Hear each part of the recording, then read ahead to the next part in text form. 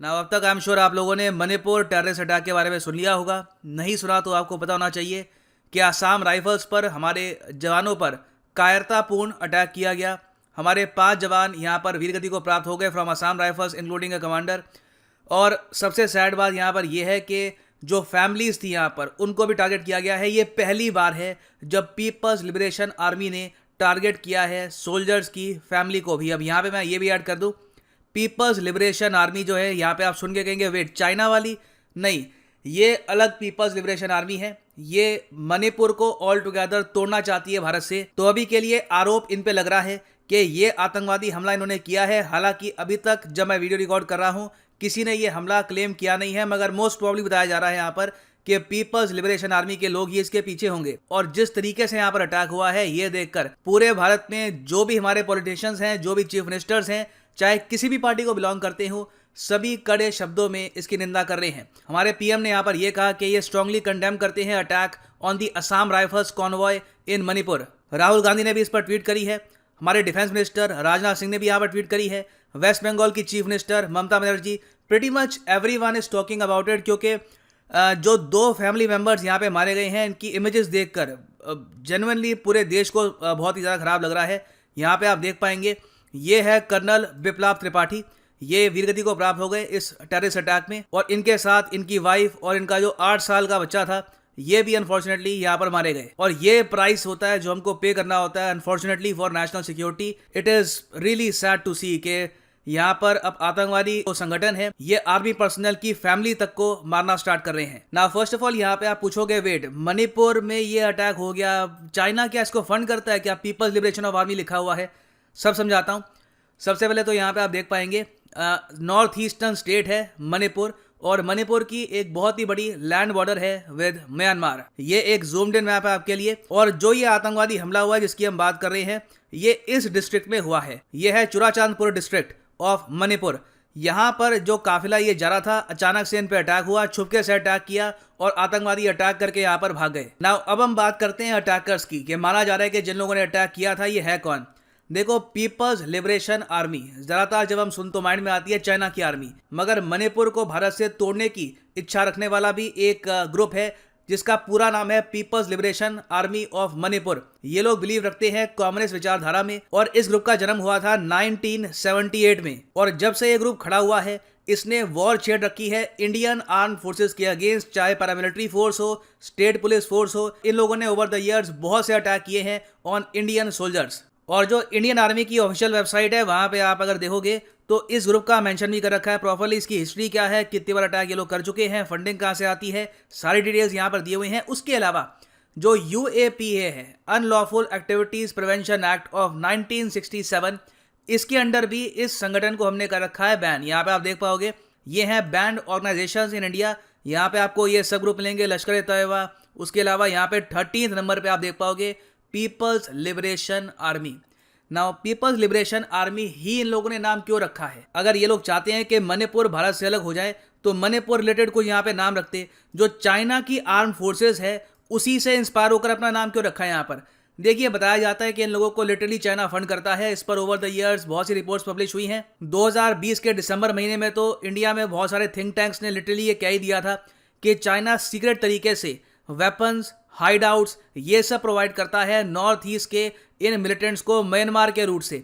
अब यहाँ पर जियोपॉलिटिकल गेम ऐसे हो जाती है कि म्यांमार बॉर्डर शेयर करता है चाइना के साथ भी, इंडिया के साथ भी।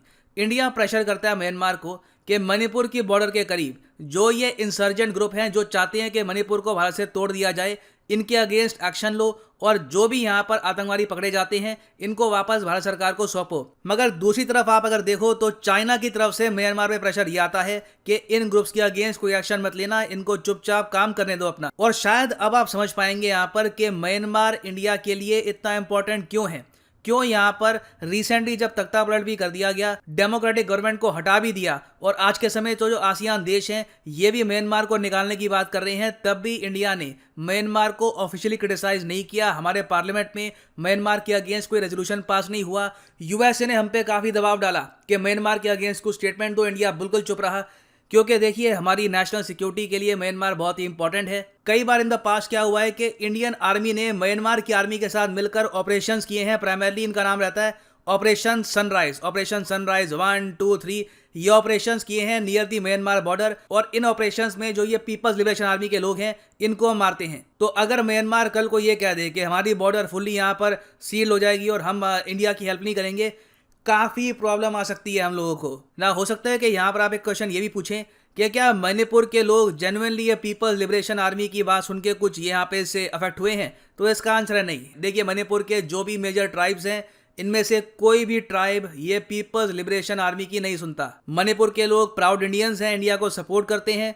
बाकी ये ग्रुप है, ये 2-3 साल में एक बार इस टाइप का जो ये अटैक है ये करता रहता है। नीड अभी के लिए यहाँ पर यही है कि म्यांमार पर हम और प्रेशर बनाएं, इनके साथ कोऑपरेशन और जरा बढ़ानी होगी, और ऑल टुगेदर जो पूरी बॉर्डर है यहाँ पर, इस बॉर्डर में जो भी इंसर्जेंट ग्रुप छुपे हैं इनको प्रॉपरली अटैक करना होगा। एक तो हम ये कर सकते हैं, दूसरा काम ये भी इंपॉर्टेंट है कि प्रॉपर तरीके से बॉर्डर की फेंसिंग करते इस पूरे एरिया में। इसमें बहुत खर्चा आएगा, क्योंकि आप देख सकते हैं हमने अभी रिसेंटली बांग्लादेश के पास जो बॉर्डर फेंसिंग है ये भी कंप्लीटली खत्म नहीं करी है। तो म्यांमार के साथ जो हमारी बॉर्डर है वो भी काफ़ी लंबी चौड़ी है, तो इसमें भी millions and millions of dollars लगेंगे and it will be a very long work. मगर मेरा ये मानना है कि इस काम को हमें बहुत ज़्यादा तेज़ी से करना चाहिए, क्योंकि इन ग्रुप्स को जितना जल्दी हम खत्म करेंगे उतने सेफ हमारे सोल्जर्स रहेंगे इन दिस एरिया। नाउ अगर आप लोग यहाँ पर ये सोच रहे हैं कि चाइना की पीपल्स लिबरेशन आर्मी से इंस्पायर होकर इन लोगों ने एक ग्रुप सा बना दिया या के अगेंस्ट एक्शन लेते हैं, ऐसे और भी ग्रुप है इंडिया में, तो इसका आंसर है हाँ। देखो, चाइना में जो आदमी क्रांति लेके आया था कम्युनिज्म की, वो था माओ, चेयरमैन माओ जिसको ये लोग कहते हैं। तो माओ की विचारधारा से इंस्पायर्ड इंडिया में बहुत से ग्रुप आपको मिलेंगे, और ये सारे यूएपीए के अंडर बैंड है। यहाँ पे आप अगर देख पाएंगे, एक तो माओइस्ट कम्युनिस्ट सेंटर है, इसके अंडर बहुत से संगठन है। ये एक सेंटर है, इसके पीछे एमसीसी के अंडर बहुत से संगठन है। उसके अलावा communist party of India Maoist ये बैन कर रखी है। मार्क्सिस्ट अलग है, वो लोग अलग काम करते हैं। माओइस्ट की बात कर रहा हूँ, ये भी यूएपीए की अंडर बैंड है। फिर पीपल्स करके आप अगर देखो तो एक मणिपुर का पीपल्स लिबरेशन फ्रंट भी है, जिसके अंडर बहुत से ग्रुप्स आते हैं including the People's Liberation Army. तो देखिए, चाइना इन सब ग्रुप्स को फंड करता है, इन सब ग्रुप्स को सपोर्ट करता है, और इन लोगों की कोशिश यही होती है कि इंडिया का जो नॉर्थ ईस्ट है यहाँ पे प्रॉब्लम्स बना के रखें ना। क्या ये बहुत ही बड़ा इम्पैक्ट डाल पाते हैं ओवरऑल पूरे नॉर्थ ईस्ट की डेवलपमेंट पे? तो मैं कहूँगा नहीं। अटैक ये लोग करते हैं, हमारे जवान यहाँ पर वीरगति को प्राप्त होते हैं, दुख लगता है देखकर, मगर ओवरऑल ये ग्रुप अपने जो लार्जर ऑब्जेक्टिव है इसमें फेल हुए हैं।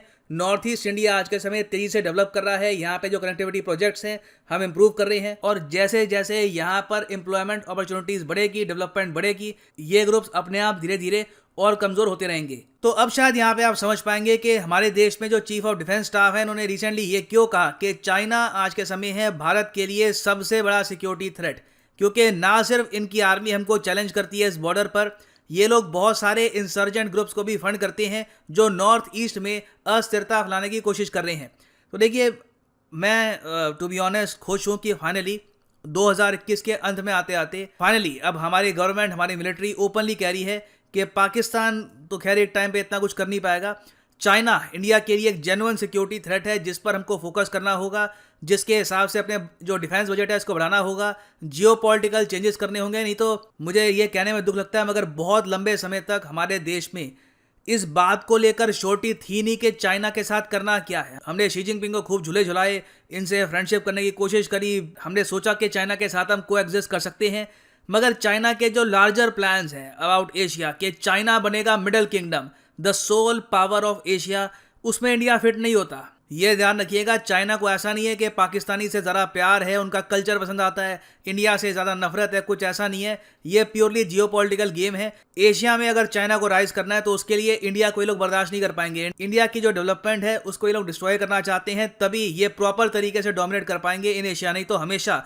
ये बहुत ही बड़ा न्यूक्लियर आर्म कंट्री चाइना के जो ओवरऑल ऑब्जेक्टिव्स हैं एशिया में, इसको रोकता ही रहेगा। तो ये रियलिटी हमारे सामने कई सालों से थी, फाइनली अब हम इसको रियलाइज कर रहे हैं, एंड आई एम ग्लैड कि फाइनली एक रियलाइजेशन तो होती है, क्योंकि जब आप एक चीज़ एक्सेप्ट करते हो तो एक पहला कदम आप ले रहे होते हो उस प्रॉब्लम की सोल्यूशन में। जब तक आप उस प्रॉब्लम को एक्सेप्ट ही नहीं करोगे तब तक सोल्यूशन की तरफ आप बढ़ भी नहीं सकते। सो मैं उम्मीद करता हूँ कि यहाँ पर आपके माइंड में भी काफ़ी क्लैरिटी आई होगी इस इशू को लेकर। और फाइनली यहाँ पर मैं ये भी ऐड कर दूं कि अनअकैडमी का स्पेशल डिस्काउंट वीक स्टार्ट हो चुका है। 10 तारीख से लेकर 17 तारीख तक एडिशनल 10% आपको डिस्काउंट मिलेगा, जो ऑलरेडी प्राइसेस हैं काफ़ी कम हो जाएंगे सिर्फ यूपीएससी कॉम्बो कोर्सेज के लिए। अभी जाओ कमेंट सेक्शन में, यहाँ पे आपको मिलेगा पिन कमेंट में ये लिंक। इस लिंक पे आप अगर क्लिक करोगे तो यूजुअली आपने देखा होगा कि जो अनअकैडमी का कॉम्बो है, यहाँ पर जो 36 मंथ का कोर्स है ना, यहाँ पे लिखा होता है 2700, तो ये जो प्राइस है कम हो चुका है। इसके ऊपर एडिशनल डिस्काउंट भी लगेगा। अगर आप यूज करते हैं promo code PD10, the prices will fall even more. Usually जो 3 साल का कोर्स था यहाँ पर, जो 99,000 का था, अब हो चुका है 80,000 का। तो हैवी डिस्काउंट है यहाँ पे आज के समय।